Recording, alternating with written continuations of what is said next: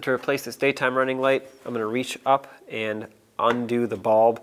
You can unplug it, but I need it for my new assembly, so I'm just going to disconnect it like that and set it aside.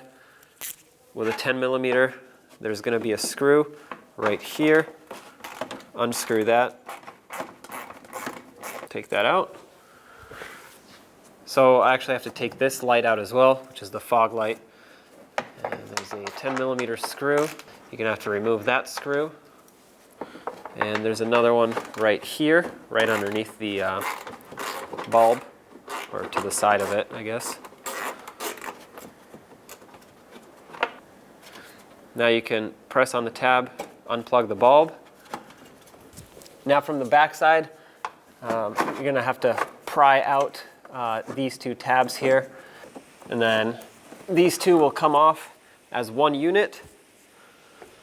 And then on the back side, you'll see this tab right here that has to get pressed out. Mine actually broke, so I don't have to press it out. Well, I do to install the new one, but I don't have to press it out to remove the old one. So this is my old daytime running light, and now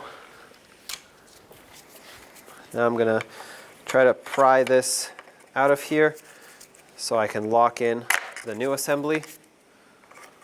Basically, you have to just press on it out and down at the same time. There we go.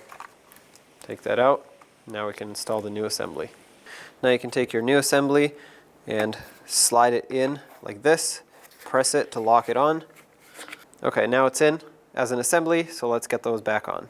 Now you can slide both of these in, press them until you hear a click. All right, that just snapped in there. This is secured in here.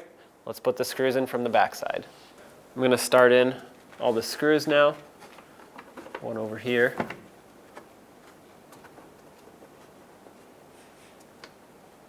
Another one up front here. And lastly, the one for the daytime running light, all the way behind the bulb connector. Okay, make sure they're all nice and snug.